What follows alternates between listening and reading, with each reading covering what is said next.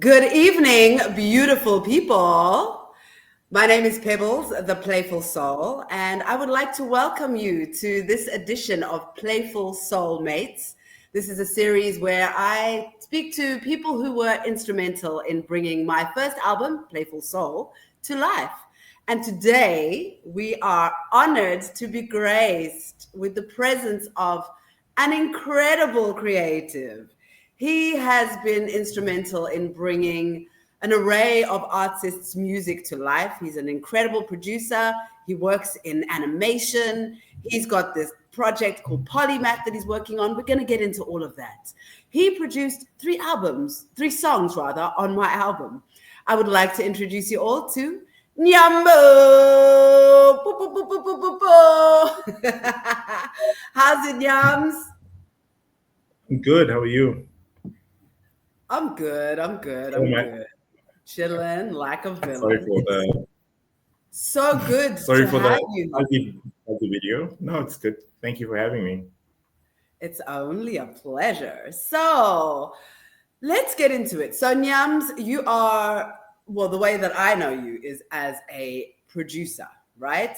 And I think that I only met you after the incredible beats that you had given to artists to write the songs. So let's just go back. And for those who are not familiar with what we're talking about, I released an album called Playful Soul 20 years ago. And on this album, there were some amazing writers, producers, and just a creative team that was absolutely incredible. It was released through a label called Outrageous Records. And there were three songs that Nyambo produced. The one was called All My Life. The other one was called The Way of Want. And the other one was Love Is. And to this day, those are probably the three songs that stick out for people the most. So Nyams, I want you to just tell the people how it is that you came to be a part of the Outrageous family and the creatives who were working at Outrageous at the time. Sure. That's a very hard question because I think at the time, like it was like the emergence of like what young Black people could do in the country, like musically. We hadn't had too much exposure, especially with like this contemporary hip hop, soul, R&B genre of music. We didn't get too much of that, and I think it was just the emergence of what could possibly be. So there was always like a lot of like anticipation and hope about where hip hop could go. You had groups like Squatter Camp that were like breaking barriers. They had a record deal with Gallo at the time. I think it was about 500,000 Rand they had, and that was like an enormous amount of money that we just couldn't really like fathom. And bubbling under that, there were like labels like Unreleased Records, which had like Cashless Society. Then you had like the whole Outrageous Records collective, that had like the Zabzes, the ProVerb, the Optical Illusions, Battle Cat. They had like Expressions, mixtape though. Like, they had like the Optical Illusion Maximum Sentence series. There was just so much coming out of there. And like I remember we'd like take trips to like Node, because I think the studio was in Node at the time. And it just felt like like you're going to like some mecca, just trying to like be part of that energy, be part of that vibe. And I think at the time I was still I'm still based in Pretoria, but we had also been doing our own things on the underground, and we had taken in fact, no, we hadn't. Like one of the compilations that we had done at the time, I think it was like we had a mixtape called The Anti-Abstract Experiment that had actually gotten out. And I think, somebody from Rage had heard it, and now they were like, hey, they wanted to invite us to now come do work on Maximum Sentence 2. I think that was like the second follow-up Optical Illusion like mixtape. And in that meeting, there was just a lot of like exchanging of like ideas, beats, and things like that. And that's kind of how it happened. And then, sorry, juxtaposed against that, Maximum Sentence 2, they were wrapping up Nyambz's debut album, Business Digest. And I think they had a sample clearance issue for Superstar at the time, like the single. And I think there was a chance it wasn't going to make the album. I think there was like some sort of like wrangling going on. So they asked for a remix for that as well. So I actually submitted 2 remixes, one done by myself and another by a fellow producer friend of mine called Styles, based in, I think it's Australia at the time. And yeah, so that was kind of like the introduction to the relationship with Outrageous Records. With Outrageous. Okay, that's yeah. And so you remixed a track that couldn't get clearance for Nyambz's album Listener's Digest. You had already been working with Optical Illusion on their Maximum Sentence 2, did you say? Yeah, it never saw the what is it saying? The time of day, the light of day. It never ever got completed. But that was like the genesis of that relationship. They ended up going to do working on their debut proper full length offering. What is it? Optical Illusion. They did it. Sure. You're asking the wrong person if you're asking me. I have Dory brain. I don't even know. I think it was the offering. Sorry. I think it was the offering. Yeah. Offering. So then, yeah, there was, then it just ended up being, I think just things and beats started circulating, and then now it's like ProVerb, Nyambz, follow-up album, and I think somewhere in that melting pot of things being disseminated, that's how the Playful Soul thing happened. Okay. Because I don't think we actually met. And we hadn't been in any session, something like that. Yeah, I think we'd met like way after the album. Way after. It's so incredible though when you think about it, how artists can work on songs and write songs or put out songs and not ever have spoken to the producers. It's crazy when you think about it. Or back then though, you were known as beat makers. How do you feel about that term? I love it because I feel like it's apt because of the point that you made. So if you look at like what somebody like Nyambz would do, Nyambz is like phenomenal writer. Like I've always thought that he's somebody that like writes phenomenally. He's somebody that can put together albums, like conceptualize an album and execute it. A lot of people struggle in that, where they have that idea what an album could be and then like go out and like execute it. But Nyambz is like somebody that can envision something and then execute it. So it's like a brilliant artist. So in that regard, I always saw him as a producer. Like I didn't see him in the same light as somebody that just wrote a song, because you have to envision that, okay, I'm right, especially if you're writing for somebody else or writing with somebody else in mind. That is essentially like I think one of the hallmarks of production. And I think that I would attribute the production, to somebody like Nyambz, because then he would have pitched the song to you. Like he would have just taken a beat, hence the term beat maker, which is fine. And then he would have evolved that into a song, which is what people would then end up hearing, and I would definitely attribute the production style of things. There are songs that I think I shared with you, recent songs under the Polymath umbrella. So like those are songs where like you're in studio together and you're building together and you're creating together and you're bouncing back ideas. So there, in those instances, then I feel like, I'm wearing my producer hat. Okay. But then if it's just like a beat that I'm doing in isolation. Okay. So you do wear many hats. Yeah.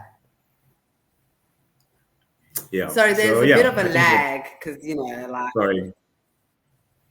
Internet. Sorry, I was just saying there's a bit of a lag because Starlink is not yet in the country. They need to pass that law, that policy first. Once they pass that policy that Elon is buying, then maybe our internet will be faster. Who knows? Okay. That's a story for another day. But you touch on the fact that you wear many hats. Sorry, before we get into that, if there are those of you watching, please feel free to pop something in the comments. We would love to hear any questions that you have, any comments that you have. Feel free to subscribe to my channel if you're watching, or even if you're watching it after the fact. Yeah, just have to get that out there, because we'd really like to make bigger and better things here on this platform. But Nyams, you said that you wear many hats. The producer hat is one of them. The beat maker hat is one of them. Of those two, I know there are many others, but of those two, which do you vibe with the most? Yeah, I'd say the producer hat, because if I look at like every other aspect of my life, I feel like a lot of what I get involved with is project based. And I feel like a producer is kind of like a project manager. So like, you have this idea and you put it together. You get, like you look at like a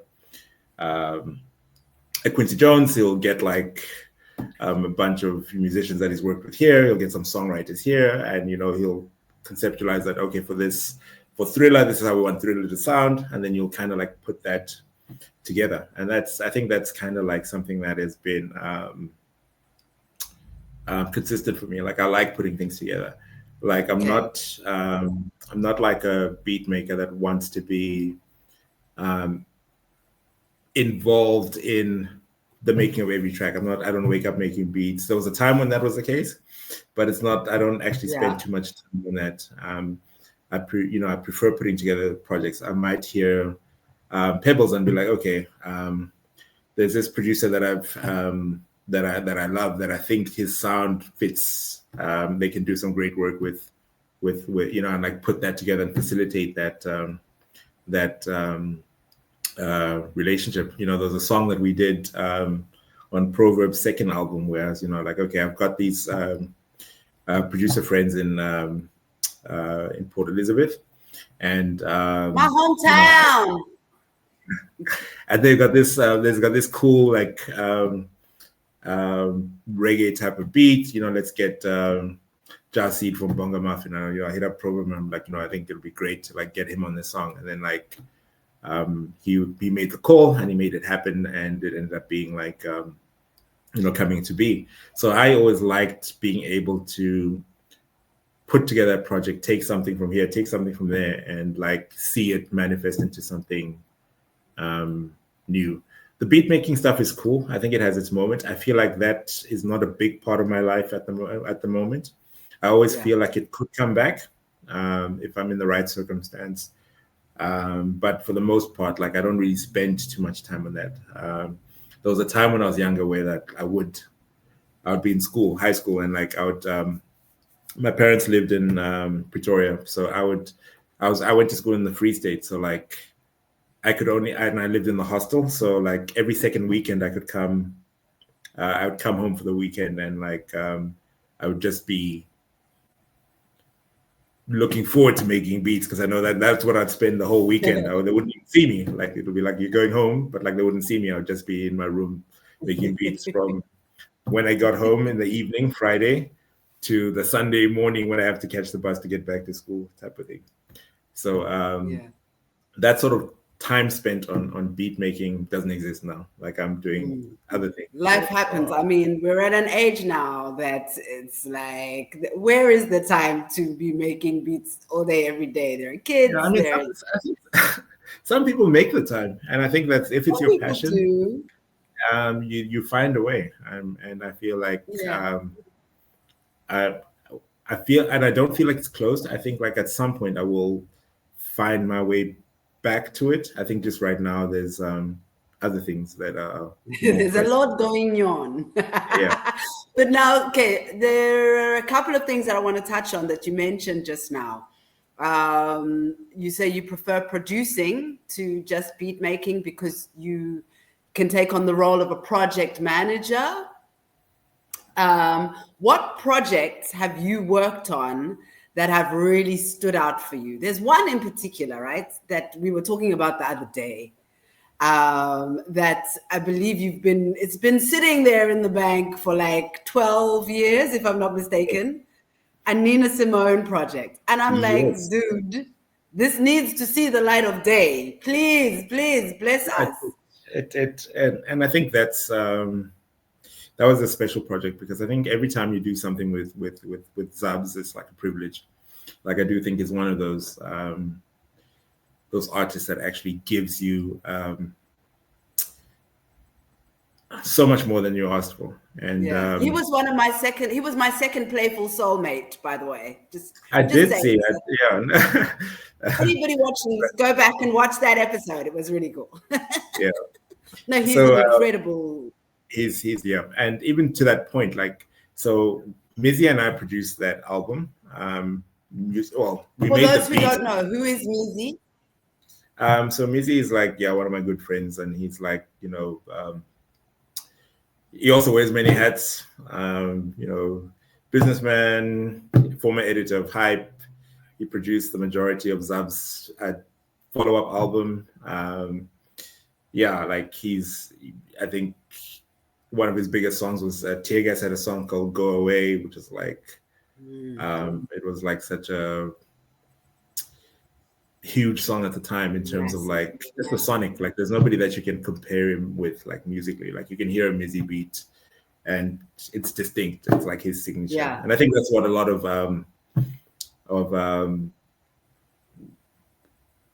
young kids miss these days, that signature sound. Like, I think guys are like a lot more creative in terms of like what they can do beat making wise than what we could back in the day. They've got more tools, they've got a lot more talent, I would say. But I think it's just that now I'm sounding like that old bitter type of guy. No, I just think that's signature back in my day. Back in my day. I think that signature sound is missing. I think that's where some people have it, but like now, like, it's very hard to distinguish who produced what on radio. Like, back then, you could be like, you could hear something like, that's a Battle Cat beat, that's a Holman beat, that's a whoever it's a Mizzy beat or whatever. You could hear it, and now it's like you hear there's all these great beats, but you can't really say who it's so and so unless they're saying their name at the beginning. The tag is in it, and it's Mike Will made it, told you that he made it. It's hard to like. Be able to do it. No. But to answer your question, you're right. Mizzy is like, that's who Mizzy is. Sorry, I disturbed you mid. You were still explaining about the Nina Simone project and about how it hasn't yet seen the light of day. I don't understand. You were saying it was a great project. Is it not still a great project that the world needs to be exposed to? It is. I think it still is. There's obviously bias. I think it is, and it will. I think sometimes. So tell us about what it is. What is the Nina Simone project? So, actually, I wasn't really doing too many things musically at that particular time, and I was kind of like doing my IT career at the time. And I remember like Mizzy would be kind of like saying like, let's do this album. And I'm like, no, you can do it. Like, I feel you can do it yourself type of thing. And it's like, no, but this concept, like, I'm gonna do like this tribute to Nina Simone, but I kind of like need you to do it. And I was like, no, like, and there was this one day he came to me after work, but I was playing rugby, like touch rugby, at a club called Harlequins in Pretoria. And he was like, I guess, I don't know if it was one last roll of the dice or whatever. So I was like, look, tell you what, I can commit to like 4 songs. you can do the other four. And then we. And what was the idea behind it? Like, were you taking some her music to infuse into the songs, or like how was what is the premise of the album? That's like a very great question, because I don't think I actually even asked too much about that, because I think Mizzy and Zabs were actually having conversations around that time. So I was kind of like the third wheel. They were just like, let's bring this guy in. He does his thing. Let's just bring him on board. He'll be great for it. So so it was a tribute and a homage to Nina Simone. I think we are similar in the sense that I think in the days of labeling people conscious rappers and all these type of things, we would probably fall in that bag of things where it's like, as much as things are changing in the world, time is passing, a lot of the fundamental issues that Black people face still exist. Yeah. 10 years ago, 20 years ago, 30 years ago, 50 years ago, 100 years ago, we still kind of face the same sort of problems. And we felt like there's a bit of a responsibility to honor that, because that was something that Nina stood for in her music. She was always like very much activist of what was going on in the world, what issues Black people face, and just people in general. Like on from humanity level, we spoke a truth that was unpalatable for people, but it was something that was unapologetic, and that's kind of what we wanted to do with this first one. And it was supposed to be the flagship. It was actually supposed to be the flagship of a series. So after the Nina Simone thing, which was supposed to be finished in 1 month, here we are 12, 13 years later. It's okay. It's okay. But now tell me. Mm-hmm. So it was supposed to be 1 month and it took you 12 years. Is the project finished or not? It's finished, but there's always that tinkering that people do. It's like, oh yeah, if I just that, tweak and y'all just need to let it out. Let it out to the world. So, the reason I was asking, because I was going to say, if it's not finished, I want to be on it. That's the reason I was asking. I'm very selfish, you know me. But so funny enough, probably somewhere around year 7, we probably spoke about a Pebbles collaboration at some point. Like legit, like it was something that, and I think it came again maybe around year 10. But nobody reached out to me. I think, guys, I don't think anybody had a line to you. Maybe Zabs would have. I don't know, but I didn't have one. I don't. Zabs is like speed dial. He knows that so I don't know. So take it up with him. Take it up with him, because it was something that was tabled. It was 100% tabled. To the point where we actually had like video concepts with you included at some point as well. So it was really, that's how much this project was unfortunately too much in our heads. And I think we tinkered and tweaked and did too many things and got disoriented, and now sometimes an idea is it needs to be out at the time that it needs to be out. Maybe there's a reason. Maybe people were not ready. Maybe, like, there are so many maybes. However, the body of work exists, right? Yeah. Then you have people who are outside of it who can come in and say, you know what? Let's do this and this and this and this. What do you guys think? Like project managers, like, you get project managers like, So now so we now need the next phase of the project management, the person to be like, hey, there we go. Yeah. So I'm just going to insert myself there. So there you go. And if any Jewish people are watching, please come do the things.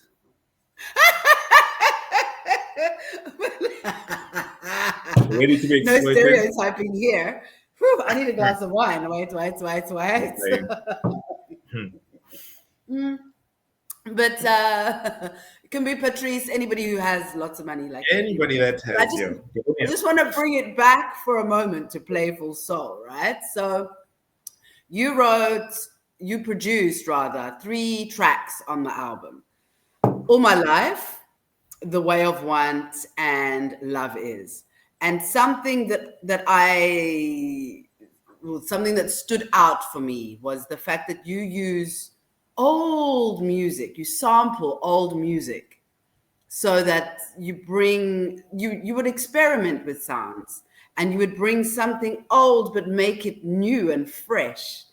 And of those 3 songs that you produced or beat made, because you have your very clear distinction, which of those 3 resonates with you the most and why? And then I'm going to ask my next question. Sure.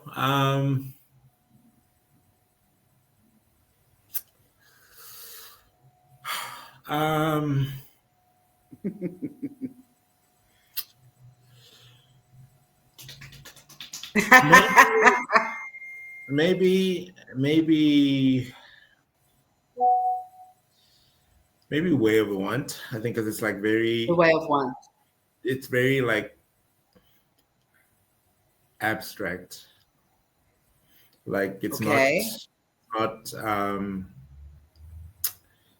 not as expected maybe as the other 2. Like I feel like that particular sound, I think when you think about soul and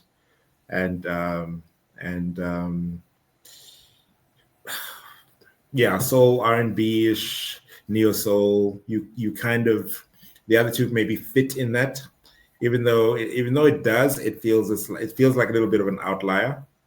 Okay. Just on the basis of its groove and just like a different sound, different drum pattern. It's like it's not. What was going through your head when you made that beat? So I had this this friend of mine, and he's like the most talented musician, creative, and he has this way of like approaching sound that is like very unique. So when you start playing music, playing drums or whatever, you get taught the basics, how to keep time, time signatures, different measures, kick, snare, hi-hat. I believe so, because I've never studied music, but I believe so. So you get that, and then once you've mastered that, you can start exploring all the spaces within that. And I feel like he's somebody that like influenced me and brought that level of trying to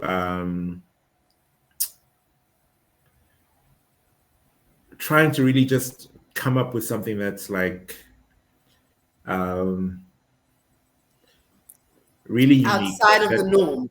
Yeah, and so I think that things like that, I feel, are generally attract me. Like I definitely, like if and I think it goes across. What's your process? Because so do you sit down and be like, okay, today I'm gonna make a beat and I want it to sound like this, or what programs do you use to even make?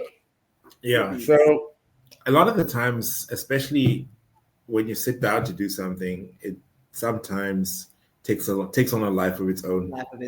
Yeah. And I think that's a nice space to be in when that happens. And I think that's where the beauty of beat making exists Live. because you can And now. was that the case?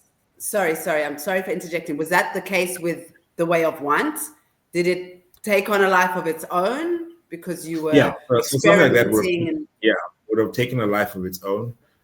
Whereas like the other approach sometimes would be to take, because remember, like growing up in the Free State, for example, Harry Smith, a small town called Harry Smith, you didn't really have artists to work with. So the next best thing would be to make like remixes, getting acapellas of like songs. Erica Badu. I've got a few. I'm going to be sending them your way. Yes, I mean, like so that was like a good guide to try and like come up with that kind of like harness the production aspect, because now you're building something around something, whereas the beat making thing is kind of like a free for all type of thing where you just express whatever it is. You like sit down and then you just paint whatever happens. So like I would use like at the time I started with a drum machine, digital drum machine called sure, what is it? That's so many years ago. In fact, no, the first thing that I ever used was a modulator. It was called a mod plug. So it was like something that these like techno guys used to use, like in Europe. It was a very techno-centric project. Program. Like if I could, like, I'll try to find like a picture somewhere and I'll send it to you. Weird looking program, and like the beats would run vertically, like, and if like most digital audio workstations, things kind of like move from left to right. But with those ones, it would just run pages like down, and there was no tempos, and it was no like, it was very strange program to use. And then from then I experimented with a step sequencer. I think it was called Hammer something. So you could basically do drums on that, and you could import some samples in there. And then there was something called it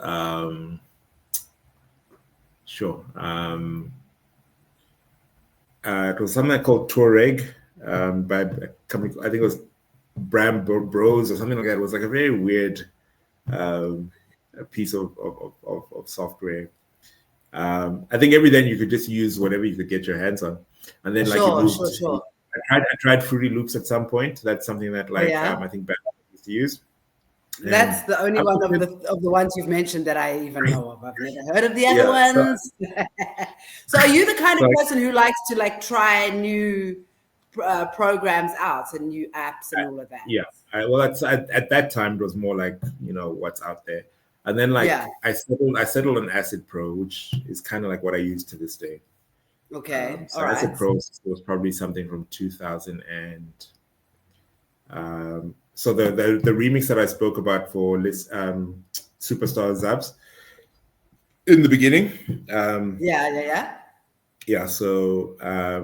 So that producer friend of mine, because we did the two, they ended up sorting out the sample issue, so then they did use Superstar, the original version. But they did include one of the remixes on the album. Unfortunately, it wasn't mine. They took the other guys, but he was like one of my favorite producers at the time, and he's the one that used Acid Pro. His name is Styles. So he used Acid Pro. Okay.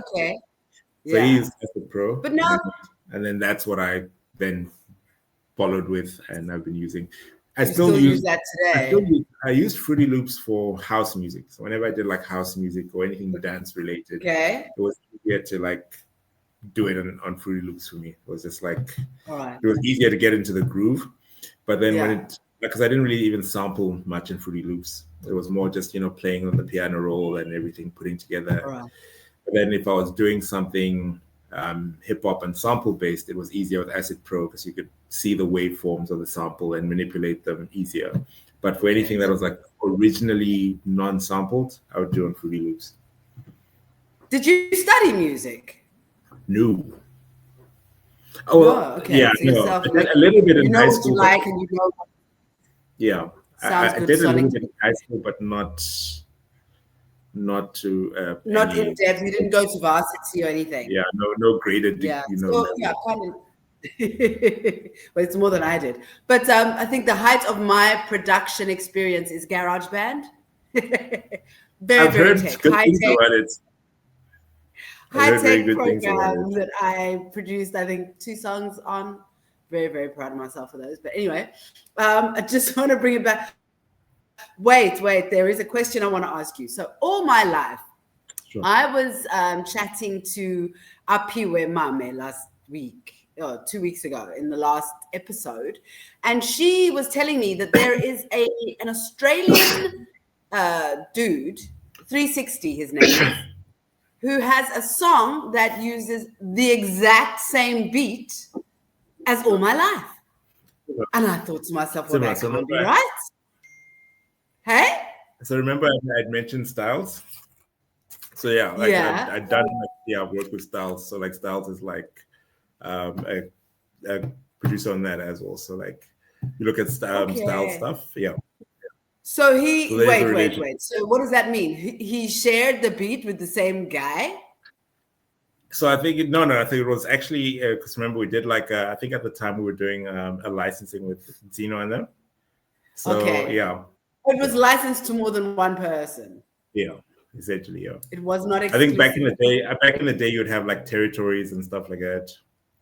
And you never thought that we'd reach an age or an age where music was just like global and like a person would hear a song on YouTube or Spotify and be like, oh wait, that's Pebbles' song, and have an argument. No, that's not Pebbles' song.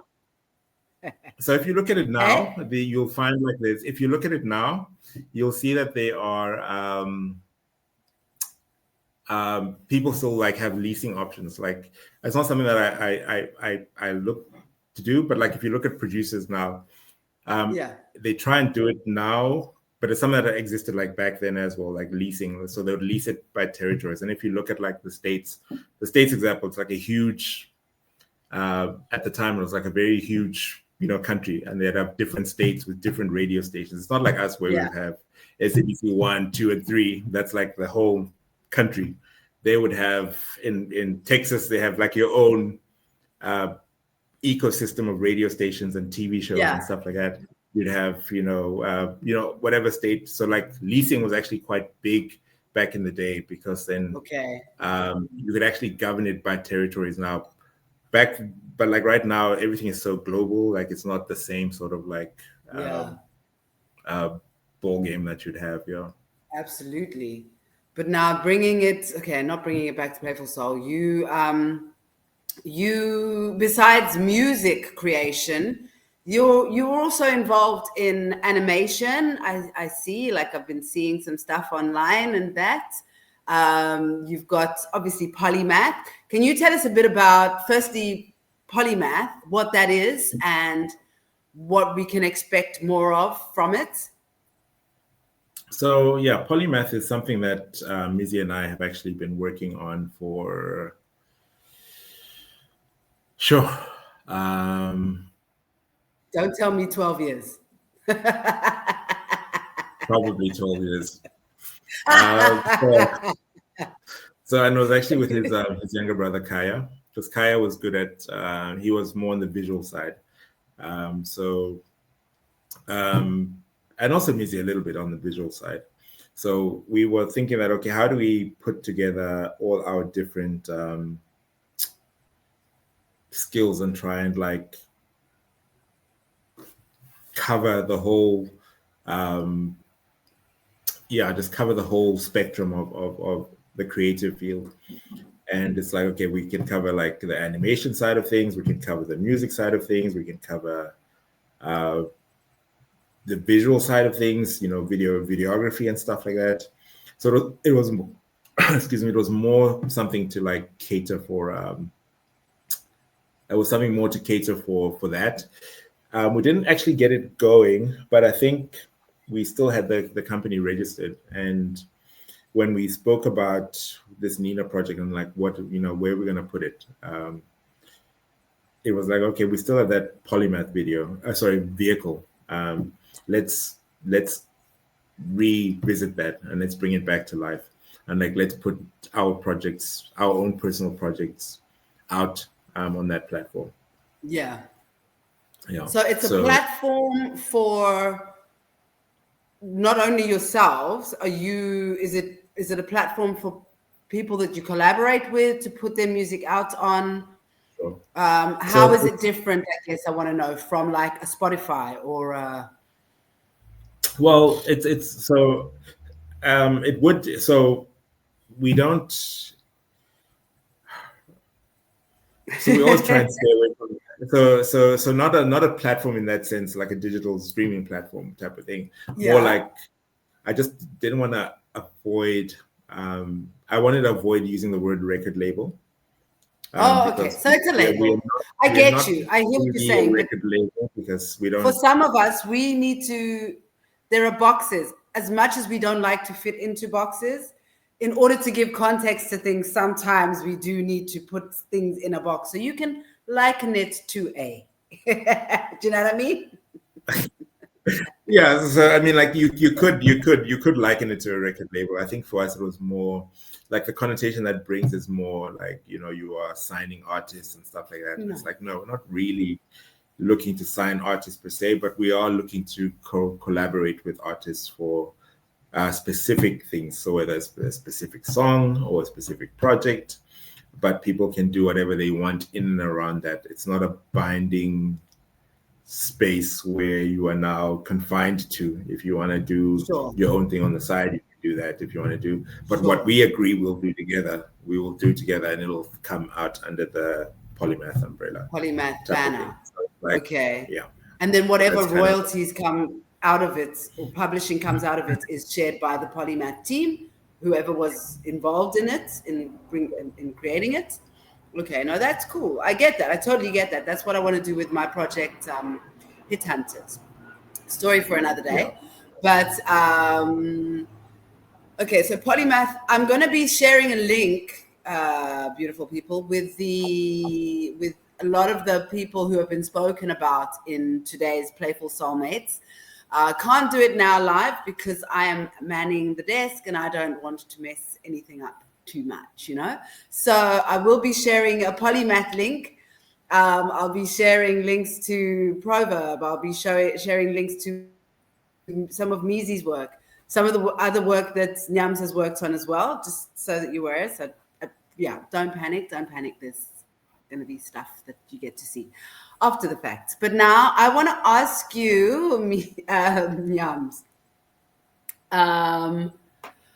Oh, what was I going to? It just flashed from my head. Oh, my soul. You were asking about the animation at some point. It looked like. Yes, animation. And interestingly enough, I used to be an animation producer. Well, still am, but I just haven't really done it actively of late.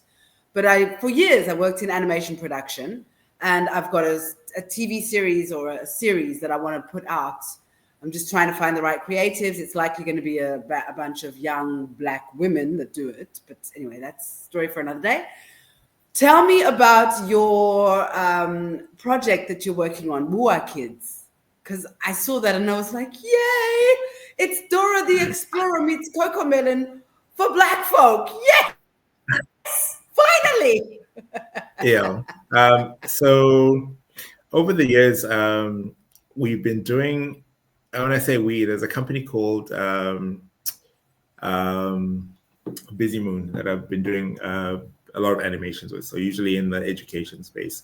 So like the Department of Higher Education and Training will be looking to promote their scholarships and stuff like that.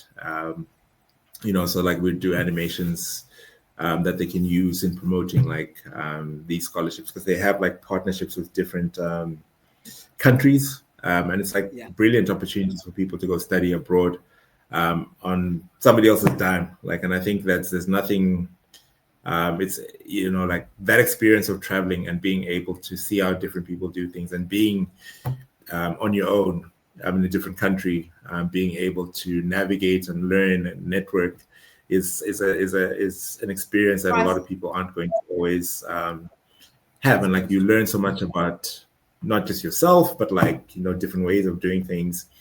So with Tebogo, we're looking at finding more ways to like look at content and create content that speaks to Sorry. what You it said Tebogo is who? You said the is. company that it's under? Yeah, no. So we collaborate a lot with Busy Moon. So like Busy an animation, Moon. it's an animation studio in Pretoria. So we do a lot of collaborations with them. Tebogo is like leading that. Sorry. You go. When you say we, so Busy Moon is an animation studio. Busy as in Busy Moon, MOON, right? Yes. Okay. So they're an animation studio. And when you refer to we, who's we? So Busy Moon, and if you look at whether it's like Polymath, so we will collaborate and do these, whether it's whatever content pieces that need to be created. So if we're doing animations, if we're doing videography, live action videography, okay. we'll put. So Polymath collaborates with Busy Moon, or are you a director of Busy Moon as well? No. We just collaborate on projects. Collaborate. Yeah. Got it. Yeah. So Boa Kids is like something that speaks to just the representation of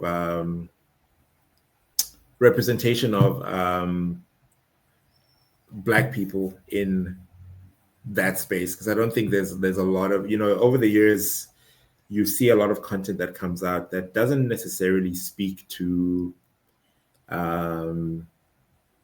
Black African children. Say it. It's very simple. Essentially. That is why. Yeah. And I love the fact that. Sorry, just to interject. So Boa Kids, from what I've seen, it's a series of characters. There are a bunch of characters who live in this world of the Boa Kids. There are some who are like, the characters are actual human characters, and there are some that are like shapes and blobs and whatnot. And they have what I love about it is it's so well thought out that each character has got its own things that it stands for and its own traits. A lot like, the Mr. Men, Mr. and Mrs. Men. Sorry, I'm going like off on a tangent. But you know what I mean? The book. So you had Mr. So-and-so and he had these traits, and you had Mrs. So-and-so and she had these traits. So each character has their own traits, and then they're brought together into this world. And it's like, okay, how do they navigate these tasks or these things that they have to do with their own different personalities? But at the end of it, there is a lesson that comes out of it. I think that for me was what stuck out when I saw both the stuff that was on Instagram and the trailer video that you sent me, which again, I'm going to post in the Playful Soul Mates playlist. But sorry, I went off on a tangent there. No, I mean, I think that's brilliant. And I think that even speaks to your question earlier about the Nina Simone project, in the sense that when you put that stuff out, it gets interpreted in a way that is no longer yours to dictate, and I think that there's a lot of beauty in that, because sometimes when you are close to a project or close to something, you tend not to see how it affects people, what it evokes out of people, so it's good to actually have those experiences where so for example, we did release, which is on the Polymath link that you were going to share. Thank you. We released one single for the Nyambz project, a song called Power.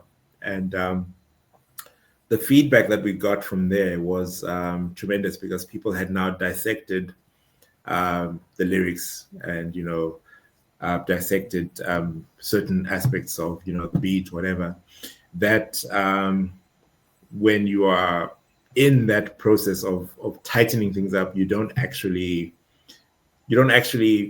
see, like there's a part where Nyambz breaks down the colors of the flag, the South African flag, and what each color represents. And some user, or some listener that caught the song was like, breaking that down and I was like, what the hell is this guy talking about? Like, I don't know, I didn't remember anything about colors or whatever.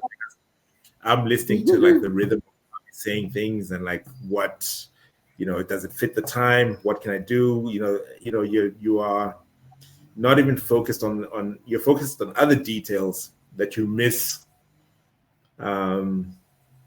You miss so many other things because you're so close to it.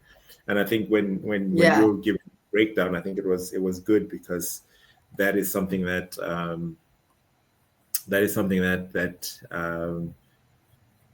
the point, when we spoke yesterday with the dry run, it was literally that, like, we spend so much time trying to like refine and perfect things where somebody is actually just gonna like spend 3 seconds on it and be like skip, or spend a lifetime, and it being something that's going to be a part of that person's daily life going on, and that's the impact of like what art can do. It can actually mean nothing to somebody or mean everything to somebody.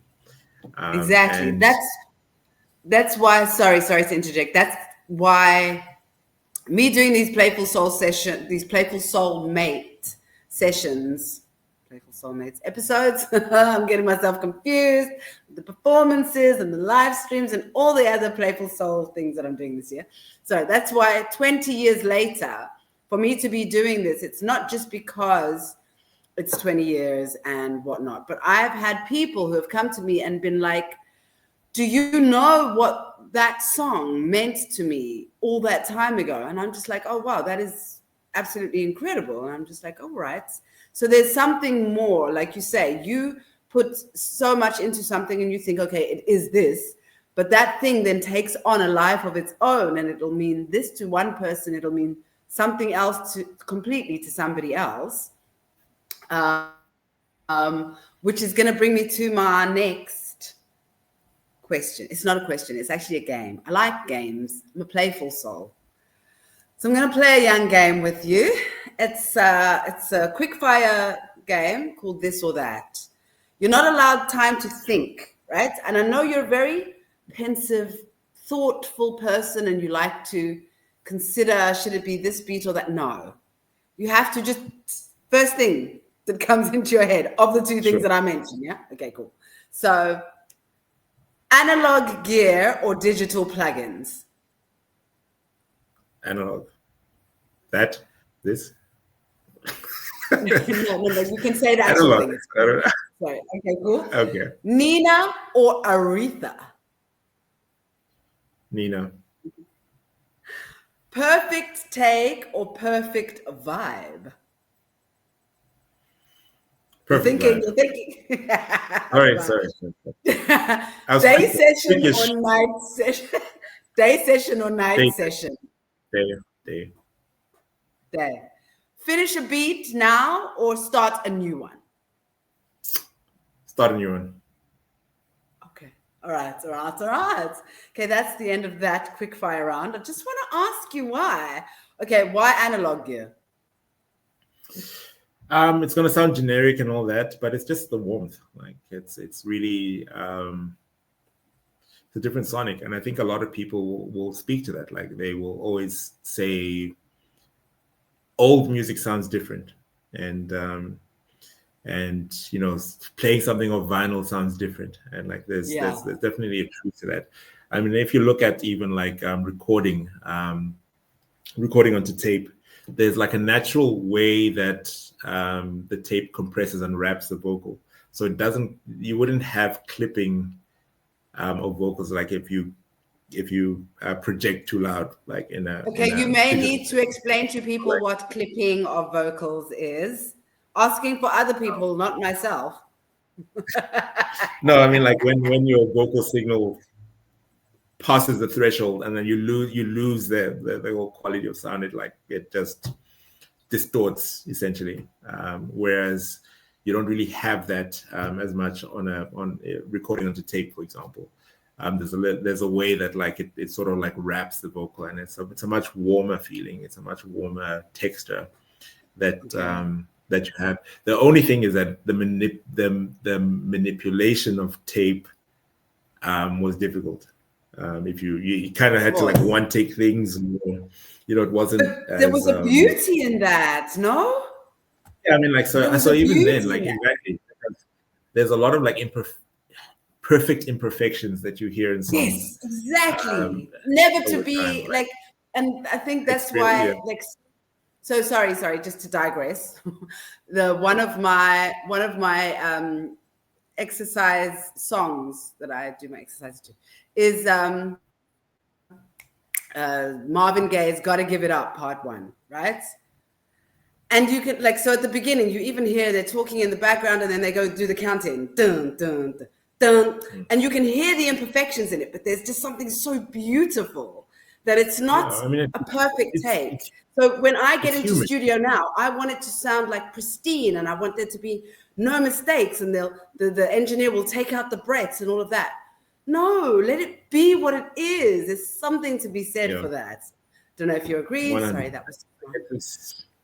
It's definitely human. Like, it humanizes it. It makes it more relatable. And I think when it humanizes it, makes it more relatable. Yeah, exactly. It feels, it's a Exactly. feeling, It feels like somebody, It feels like home. It feels like something. Absolutely. And But you I'm say biased. Nina over Aretha, why? Because I had to pick. Because I had to pick, and I feel like I feel like I feel Nina's more relatable because I think like her songs, to me, I feel like they covered a wide spectrum of feelings. It wasn't, like there's something that Nyambz mentioned that was quite funny. I think there was an interview about the project, and he was saying that when it was approached at first, he was like, doesn't she write songs that are dark and morbid, or something to that effect? And I think she does have those songs, and she has very the contrast of that. She's got very happy, lively songs, and I feel like that spectrum that she covers is very. It encompasses the whole human experience a lot more.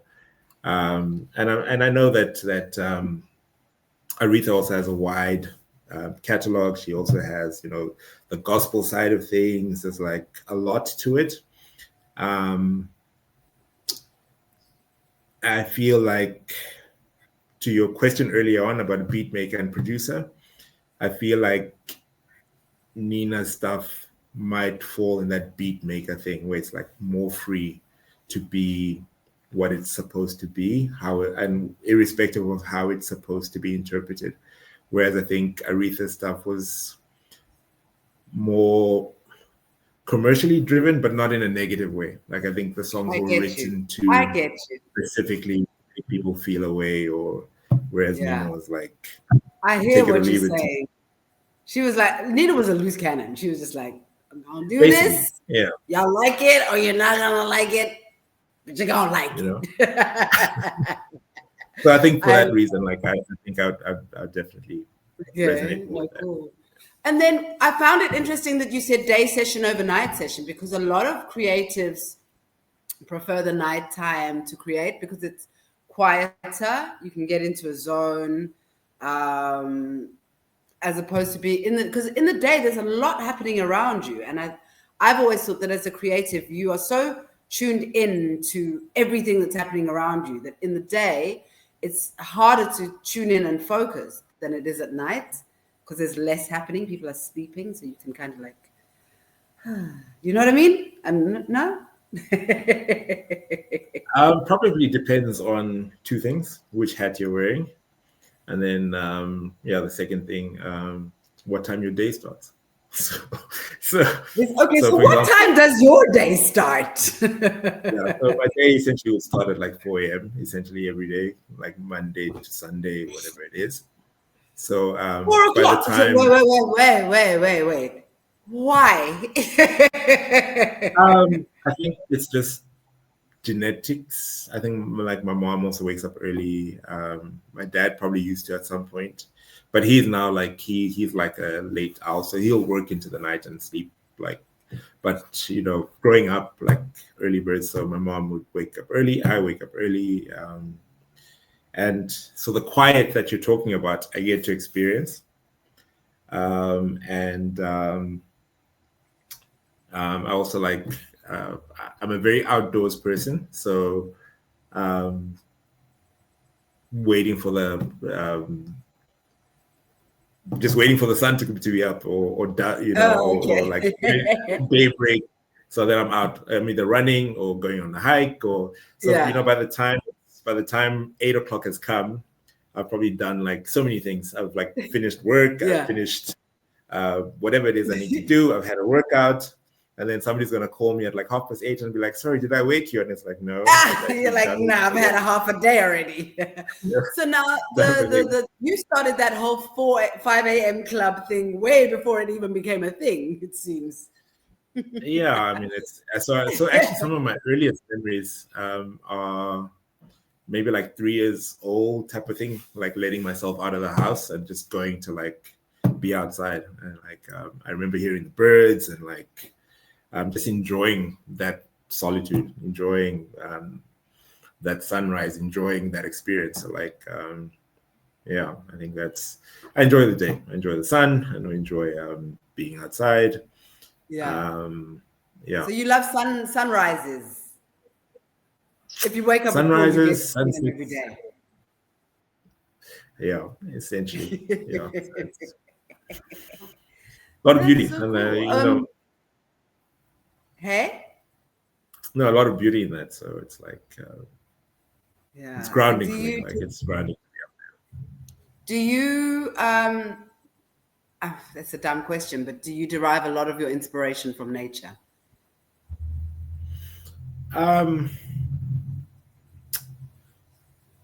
I don't not necessarily. I think I just appreciate it. Like I appreciate nature. Like I appreciate it in that space. I think I derive inspiration from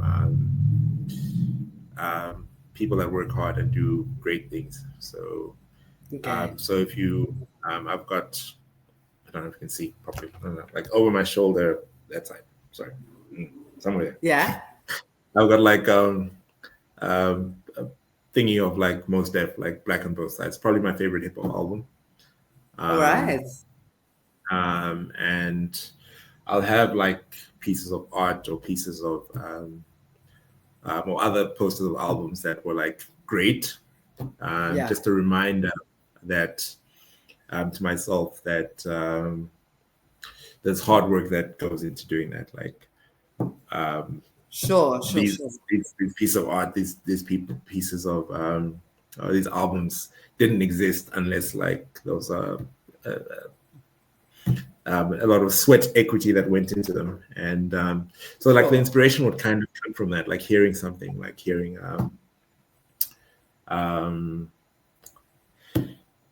Tony Allen play the drums. Like I don't think I've ever been in,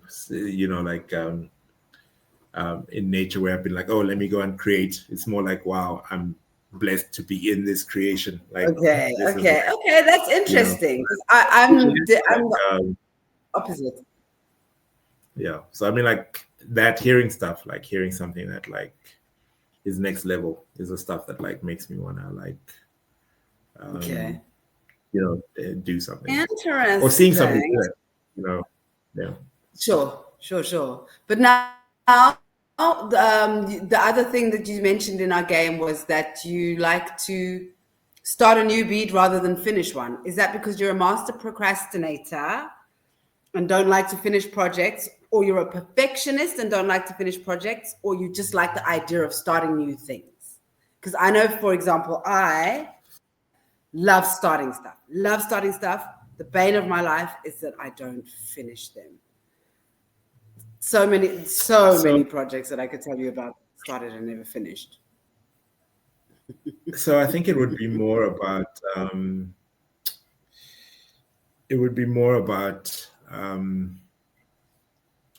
the collaborative aspect of it. So a lot of the times it feels like I've done what I can do and it's missing the artist. So it's finished a beat if the beat doesn't require artist involvement, then it's like, cool, finish it. Like, but if it's like something that is just an idea, but then it needs a zap, so it needs a Melimel. Melimel is like one half of another group that I became a part of during lockdown, where he's the MC and I'm the producer. So it's like, send him the idea. So until he does what he does on it, I'm almost done. So I'll be sitting with this beat that I'm stuck with. It's rather this idea. And it's only when I get it back, when he tosses it back to me, that's when like I can finish it. So it was in that context that, okay, it's collaborative. Okay. And also the last conversation that we had, Melimel and I, he was talking about doing, because we did finish an album that is coming out soon. And we were speaking about the next one. And I was telling him that for me, I was watching the bass player. He played an upright bass on, I forgot his name now, on Common's album B, because it was the 20th anniversary, similar to your album, a few weeks ago. And probably a little bit bigger celebration than mine. It's a little bit. So the bassist was like talking about being in that session playing and with 10 other players, for example. Like I think he said there were 10 other players in the room.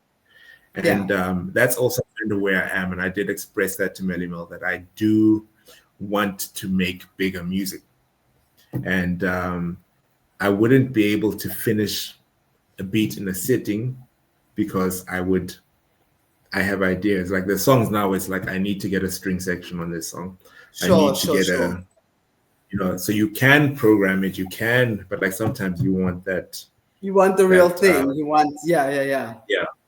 So a lot of the stuff is centered around that. Like it's no longer. I don't think I've been in a space where it's like finish it the same way as before, because I think then it was more out of necessity. Now it's kind of like, no, but why when I can do? I mean, if you look at all those albums, like if you look at the back of a vinyl, like you'd read at the end of it, it'd be like Personnel, and then it'd be like this on, tenor sax, this on guitar, this on guitar, this on on keys, on organ, and I think that's kind of like what I've always wanted to do. And even like with the production stuff, like I've always wanted to like put other work with other producers, bring them on board. Like when DJ Kenzero used to do like his party people gigs, he'd always like call me up and he'd be like, hey, I'm gonna be with whatever artist is bringing down, do you want to hang out? And I'd be like calling all my producer friends and be like, hey, I'm going to see this person, give me a beat CD, and go give them like all these, because for me it was more like not just about me, but if everybody else if one of us gets on, then we all gonna get on. And I think for me it's just doing the collaboration, doing being able to make bigger music, have all these pieces that are, because I think that's what digital stuff did as well. It kind of made things smaller, and I'm not saying it's a bad thing, because now made things smaller. How? Make it smaller in the sense that you can now you go from like a room, like Motown, for example. You have this team full of players that that would be working on all these Motown artists, and now you are one guy in front of a laptop at Starbucks, which is not a bad thing. I'm not saying it's a bad thing. I'm just saying that I've done that. Is that where you make your beats, at Starbucks? No, but I've seen it. I've literally seen it. Like even like down the road, there's like a Seattle coffee, and there's a guy that has come here with his like 25 key MIDI controller and headphones and his type of thing, and it's cool. Like I think there's room for that. I think if you're in that, if that's where you are, in the space that you are in, like creatively, then great. If that's all you need, then great. I think create what you want to create. I think there was a time when I think Eric Clapton did an album with like a mini, I forgot what it was, but like this mini recorder, and he just did a stripped down album, and it was like, cool. That's where he was in that space where he doesn't need a whole. He's probably done that before, so he's now trying to like, you know. Yeah. And for me, it's like, okay, I want to do it bigger. So it's like, okay. So yeah, to your question, it's like, okay, in my mind, I can't, it's not finished on my own. I need a lot of the times, like I've got this idea, and because of this idea, it's now created all these other ideas. And I need to execute these other ideas. I will. So it's kind of like parked. Not that it's, you know, it's like. But do you go back to them? Because I mean, I know that you creatives, y'all will start something, get really excited about it, put your all into it, and then park it. Because it's either not the right time, or like you say, you need the right person to be on it or to be involved in it in some way. So I will. You will what? And it's not just because I will complete it. And I think the reason is I don't have a lot of material to like. It's not like I'm creating every day that I now have like 100 pieces of. It's now like, okay, I started something in March, and I'm gonna complete it this year. I started another one in August, because I'm not making beats every day, every week, every month. It's like, so the bulk of your time is, so you do finish them. You don't just park them and leave them. You finish them. And what is the bulk of your day made up doing? And please forgive me for eating my knickknacks, but I do love crispy crack. Not a problem. Did you know that, sorry, going off on another tangent, but PepsiCo snacks are actually, because they're global, the level of compliance that they need to adhere to is greater than some of the other snacks that are made in South Africa. Just saying. I will take it one further and say that they would actually produce the same bag of knickknacks for different markets. And because there's different standards in South Africa, for example, the expiry date that's printed on that bag would be different to if they're sending it to Botswana or Zambia or whatever. So it'll be the same bag. The same bag of chips here could have a different expiry date in Zambia or Botswana. Because later or earlier? Later, because in South Africa, you guys because of the compliance. It's not so much about compliance. You're not really gonna die if like it's not gonna go bad. They're just not gonna be as crispy. when your chips start to look a certain way, you're gonna complain, type of thing. Yeah. Where in the world are you from, Nyams? I'm from Zambia, but I did work for PepsiCo for about 7 years. You worked for PepsiCo? Oh my God. So is this how you have that inside info? Oh, edit it out before I get excommunicated. No, it's fine. We can't edit. We're on YouTube. We're live. Anyway. Yes, I did. Let's move swiftly along. No. Yeah. No, so that was like, one of my many stops along the way. As one has. As one has. And are you married? Do you have kids? I was. I do have kids, 2 boys, 21 and 16, grown men. I don't even know if they're kids anymore. You semi met one briefly as he was going to forage. He was coming down the stairs to go to the fridge, I'm sure.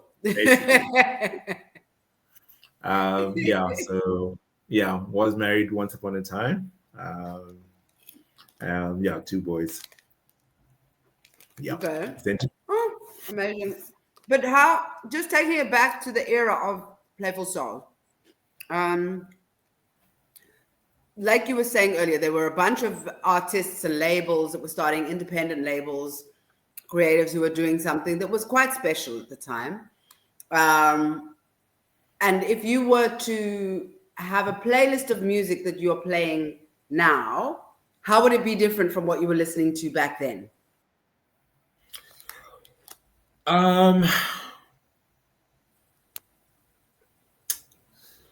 Sure. It would be different. Less experimental, though. I'd say. I think I ventured more into different genres and sounds more back then. Yeah, so I think it's more in terms of what you listen to.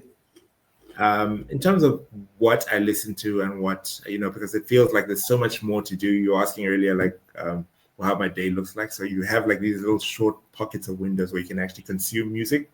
Yeah. So I think because of that, well, for me, let me say me, I'll almost play it safe and almost listen to what I want to listen to, as opposed to explore the way I used to. I wonder if that's not an age thing though, because I'm the same. I know that like there's, for example, on one Spotify playlist, you get Discover Weekly and New Music Friday. I'm like, I have my playlist that I've set up, and those are the songs that I want to listen to. I'm gonna listen to those, and then maybe once in a blue moon, I'll listen to the Discover Weekly and be like, I just discovered a new song. Oh my soul, this is amazing. Yeah, I think there's that. So, and then also like sometimes, if you're listening on the DSPs, you don't want to like disrupt your algorithm. So I'll actually just have like the two digital streaming platforms. So like my main one will be YouTube Music, and then my secondary one will be Spotify. So I'll explore on Spotify so that like my YouTube algorithm stays intact. But yeah, like I'll also collect. I still collect vinyl for example. Do you? And like, yeah. What was the last vinyl that you purchased, and how much did you purchase it for? Sure. It was. Let me see. Actually, can I reach it? I can't say how much I purchased them for, but I think I have a couple here. I'll show you some.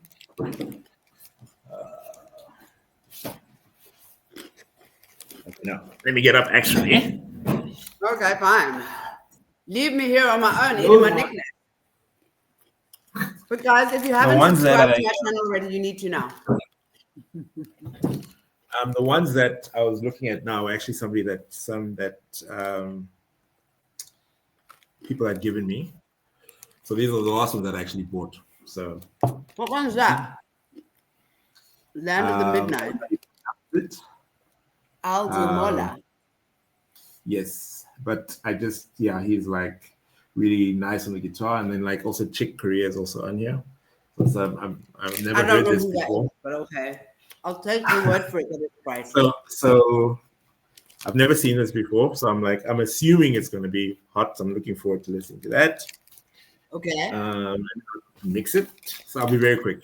And then this would be more sample based because I don't know what the hell this is.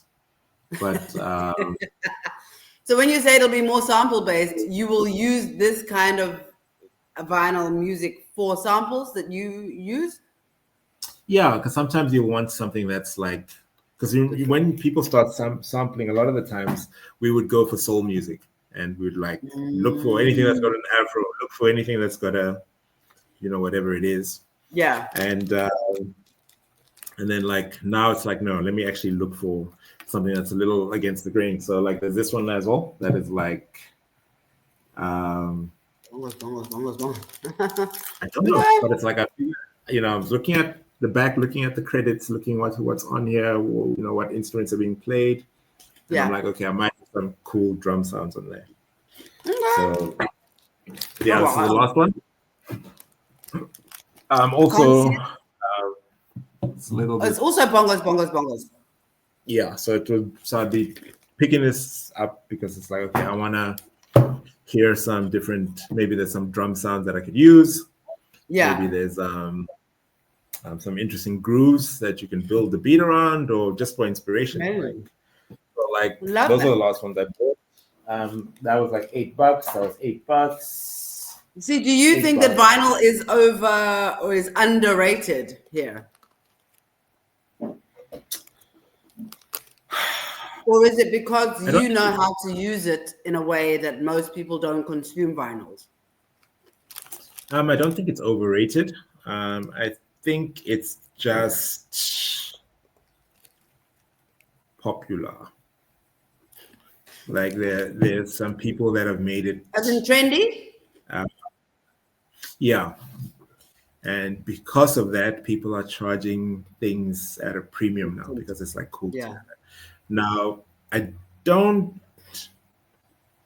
have a big issue with that per se, but it's like it's a weird one because a lot of the times you're selling a secondhand good, the secondhand vinyl, and even like bookstores, like secondhand bookstores, and I've always like found it weird how you speak to people, and it's like, oh, you're going, you read a lot of books, and like, the person buys, books from their secondhand bookstore, their thrift store, buy vinyls from, your vinyl store, whatever. But the strange thing about it is that for me, is that like you are really cutting out the creative. So like you've got this other whole monetary ecosystem that keeps growing and growing and growing. Yeah. But the person is not part of it. It's not, we can complain about, we'll complain about Spotify, how little it's paying people, but then we will glorify somebody that's like me, that's buying these vinyls and things. For $8. They're not, yeah, and not even, and nothing of that is going to that artist. To the artist. That's true. That's interesting. I never thought about it like that. But now, quick one. Did you know? You wouldn't know. So the reason I'm thinking about it is that you're talking about vinyls and how you use them in the beats that you make and the songs that you produce. But did you know that there's a guy that I met recently? I was digitizing my music so that I could upload it to TuneCore. Crazy, I know. But this guy who was digitizing the stuff for me heard All My Life, and he was like, whoa, what is that? And he listened to it and he listened to it again. He was like, yo, can I sample this? And I was like, yeah. Do you know that it's a sample? So it'll be like a sample of a sample. How freaking cool is that? So I think, but that's kind of Guru from Gangstar. Rest in peace. He had a line on. I don't know who that is. Sorry.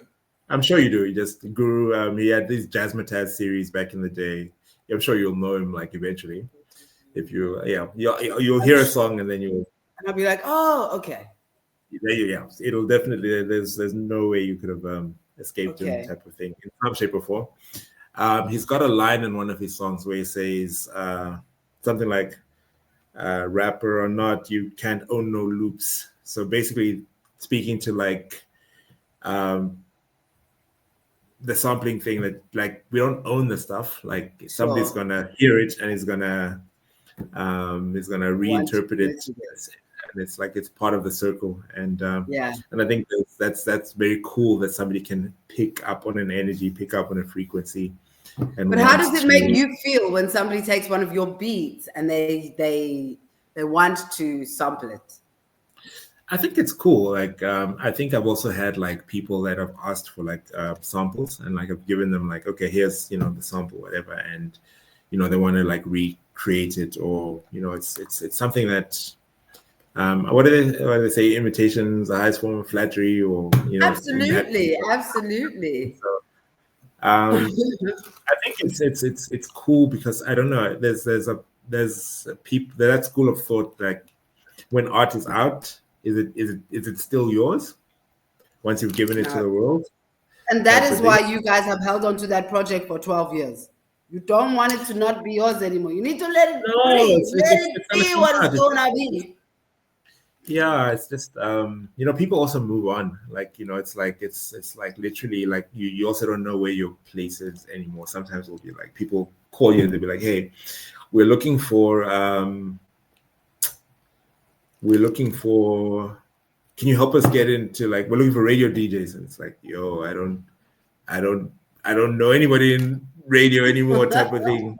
It's like Same. so I've been struggling to get a freaking radio interview for the past 3 months. Anyway, story for another day. But now you were telling me a story about okay, so something that I've observed about you. Highly, creative in so many different ways. And a lot of creative people that I know are the most hyper people on earth, right?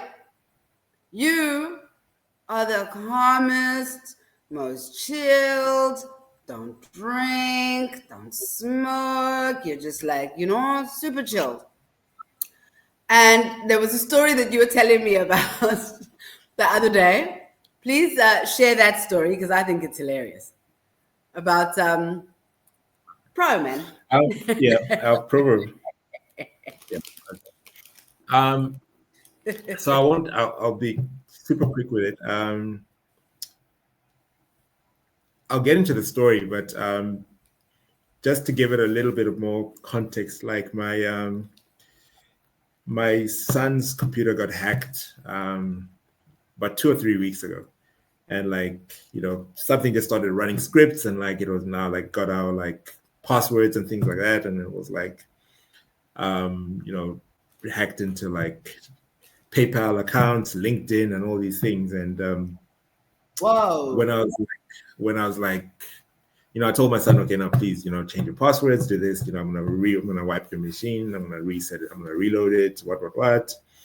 And like, I think a few days later, they still had access to some other platforms. And I had said to my son, was commenting because I had said I'd been looking at the things happening, and I was like, these guys are really good. And my son just like burst out laughing. He's like, Dad, how can you be so calm? Like, how it's like you're almost admiring what these guys have done. And it's like, why aren't you mad? Why aren't you angry? The most you can say is, damn, these guys are really good, type of thing. So I think that's just the demeanor of how you take things, like life happens. And sure. So I think back in the day, I remember when ProVerb drove all the way from Joburg to Pretoria to come and play me one of his might have been the single from the first album. And I think just at the time there was a lot of like an anticipation and excitement in the air. Like it was that era that we were still trying to see what hip hop could be, and there was a lot of excitement. You could be looking forward to people's albums, and ProVerb was one of the guys at the pinnacle of it. And sure, he literally came to my house with the enthusiasm of like, I'm gonna play this guy's song, and it's gonna blow his socks off, and it's like and and he came and he played me the song, and I could almost feel that he was just surprised that he was. You weren't jumping on the table going, "Wow!" Yeah, and I think for the longest time he probably thought that I didn't like his artistry or anything like that, and it was like, no, it's just like my personality, I guess, is not that inclined to do that, like in moments, and I've attributed it to just not being present, especially back then. Like I was there, but like I was always like thinking about what's happening next. What are we gonna do after this, type of thing. So it robbed me probably of being in that moment of hearing what is in front of me, listening and experiencing that. But yeah. So is that a lesson, or is that something that you're now working on, being in the moment? I don't know if it's something that I try to be, but I think it's you kind of know who you are, and I'm just aware of it, but it's not something that is because I mean that'll happen. Like You're not trying you will to. hear something great, and it's like, oh, what am I going to add to this song? Like Nyambz is going to send us what he did to the idea of this Nina Simone beat, Sure. and I'm already thinking that like a trombone line would sound good at this part. So it's like, and that's why I missed the lyrics of the song, and but I think there's that part where you there's always that hope that I'm gonna come back and one day consume and enjoy the product. Like I will one day have my feet raised and I'll be lying on a couch You'll be and like, oh, I remember this song from back in the day. This was a beaut. And then your son is like, oh, but Dad, you've listened to this song like 20 times already. And it's like, can we just move on? And but I am trying to be more present because you really aren't promised tomorrow. This is so true. We've lost so many people along the way. Yeah, and even this gentleman on my shirt passed away this week. Killer M. He was like one of the best Pretoria rappers that we ever produced, and like he passed away earlier this week. We buried him yesterday, and that's just a reminder that as much as thank you, just a reminder that like you might be preserving things for future to enjoy, and we're really not promised that. Like every day could be our last, every breath could be our last. We don't really know. We are all here on a contract. We don't know when it's going to be. We're here on borrowed time. So we don't know when it's going to be cut short but I'm so sorry. Yeah, we've lost so many amazing creatives and human beings along the way. But that is, and as much as we know that is the nature of things, whenever it happens, it's you can't believe that it's happened, and it's hard and it hurts. I totally get it. But we must celebrate the lives of those who came before us, celebrate their music if they were musicians, celebrate their lives, But one thing I did want to ask you, that era. So if we to go back to the era of 2005, the music that was being made then, the squatter camps, the Zabzes, the Pebbleses, the Tumis, all of those cats, the ProVerbs. What does that era of music mean to you now? And if there was anybody that you wanted to take your hat off to, who would it be? Sure. I think it would be everyone. I think it would be such a disservice to single out a singular person, because that era was so hard. It was so hard because there were, especially from a hip hop standpoint. What was hard about it? Sorry, just to interrupt. What was hard about it? Because for me, coming in as a hook chick or whatever, singer, for me it seemed easy. Maybe a lot of the work had been done or was being done, but why do you say it was difficult? It was difficult because if you look at now, hip hop culture has kind of been adopted widespread. We were part of an era that you were really ostracized. It's not a news story. It was not. Wasn't mainstream. It wasn't mainstream, but on a ground level, on a street level, you were kind of ostracized for listening to hip hop and doing hip hop, and it was like you're really going against the grain. It wasn't. Now pretty much everybody is doing hip hop in some shape or form, whether it's even I rap now. I mean, you walk into Woolies and you'll see pajamas with Biggie Smalls lyrics on them. That's literally how Cotton On has just got hip hop culture in their clothing, embedded in their clothing. Everybody has. It was an era where people were really pushing and going against the grain to try and push this dream of the thing that they believed in, and it was a collective movement. I mean, if you look at like things like Lee Club, even when they did like the Black August event, like all these things there was so much excitement and anticipation and community about it. Like, and I think that's probably why it would be hard to single out anybody. Like, I appreciate everybody that I've ever had to work with, that I ever rubbed shoulders with, and but I think that would have been nothing without the community. Like, as much as they might have been competition, and hip hop is a competitive sport, like. But it was a playful sport. Like, yes, there is competition, but I think that competition just goes to it makes everybody better, wants to up their game. If that makes sense. It was iron sharpening iron. It wasn't. It wasn't malicious. It wasn't malicious at all. You know. So, yeah. Sure. Yeah. I think guys like that. You know, Unreleased Records, I think, was like the label. I think it was a little bit before Outrageous, in the sense that they were about the same time, but it was a little bit before. So they had the old Cashless Society. Oh, yes. If I had to single out, that collective was very big for me. I really liked their music. I really liked their sound. Yeah. And even Sparta Camp, that first album, Cut and Join, that was like the second album, like hip hop album I ever bought in the country. I still have it. Thing. And I still have it to this day, type of thing. And, so you're one of those guys that never, when a person comes and says, "Can I borrow this?" You're just like, nah.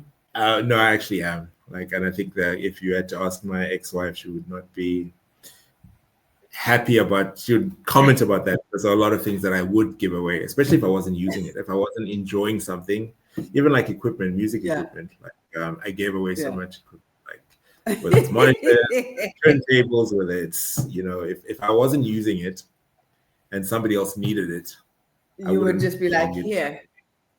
Well, if you've got any beats that are lying around that you don't need, or, you know, just hoy them, that are not licensed to somebody else in Australia. When I send it, if I send it, like, then it's probably not going to be finished. So you'd have to like do your part, and like, and then you'll come back.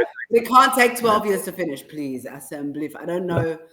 Like you say, tomorrow's not promised. We need to like. That's a high school thing. That's like that's like grade 1 to matric.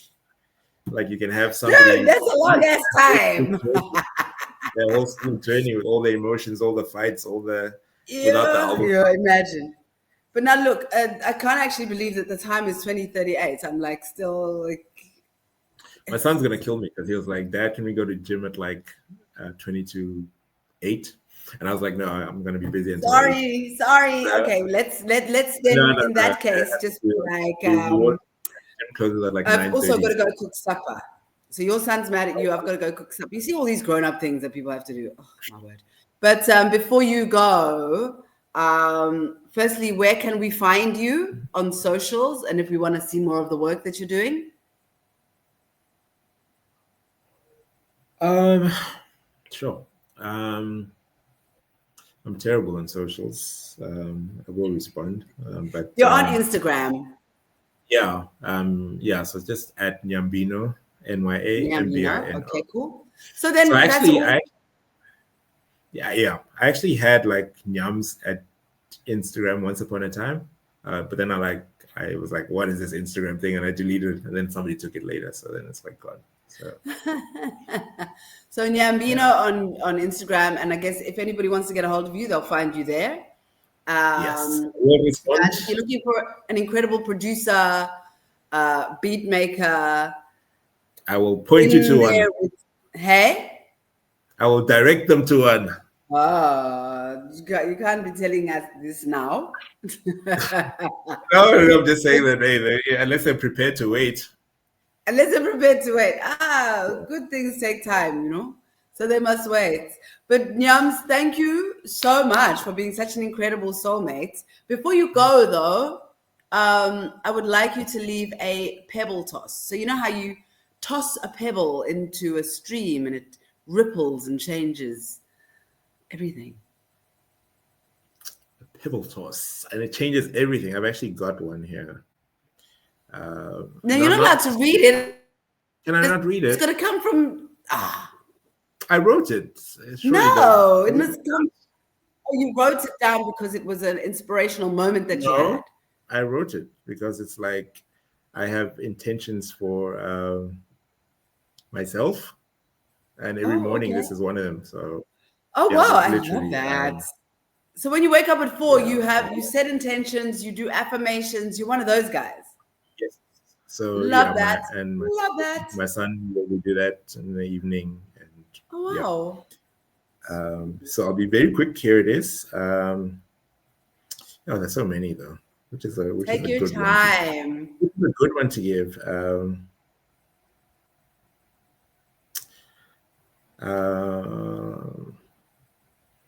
Okay, this is the one that I like quite a bit. Help me become someone that success can trust. Because I think sometimes, I think it's self-explanatory. So that's a beautiful pebble toss. Thank you. That's so beautiful. Who's in the picture behind you to your right? Who's in that picture? That one. Yeah. Oh, that's like little me. It's little you. Yeah. Drawn by whom? My mom knows it's me. My dad is like, "Who is that?" But, I've got the picture. So yeah, so I liked it because like somebody sent it to me, and it's like a picture of me outside church. I think I was about 6 years old, and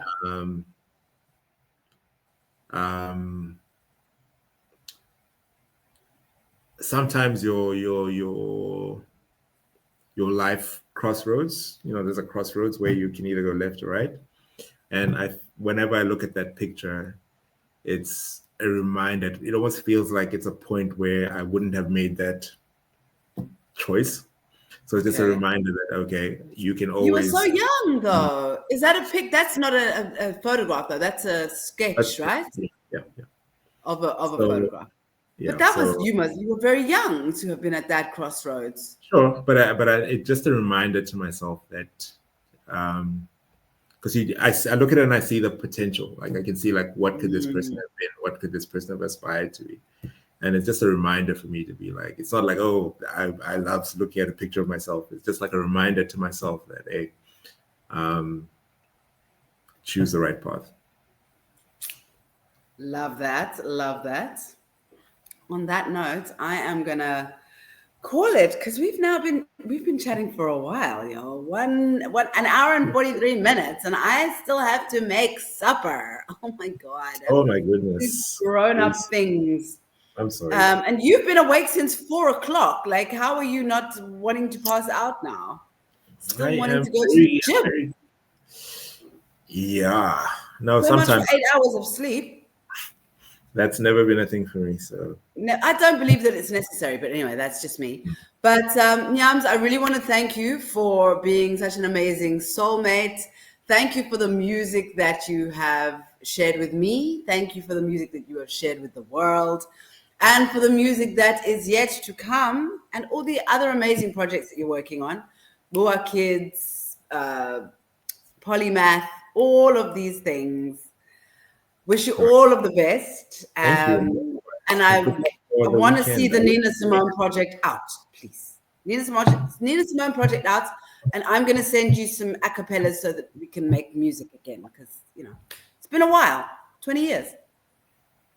Please do. Yeah, thank you so much. Thank you. And to those of you who... And to those of you who are watching live or watching this after the fact, thank you so much for watching. Thank you for tuning in. Please subscribe to my channel, like it if you liked it, and tune in 2 weeks' time when I'm going to be chatting to... Not going to tell you now. You're going to have to tune in and see who it's going to be. But yeah, you must have an amazing rest of your week. I've got a gig on Saturday. I'm so excited for it. It's at Young Blood Africa in Cape Town on Bree Street. So excited. Anyway, if you can make it, come through. Early bird tickets finish tonight at midnight, so you'll probably have to pay a premium, but that's fine. You won't mind. It's going to be worth it. In the meantime, thank you for tuning in to Playful Soul Mates. One album, many playmates, countless stories. Good night.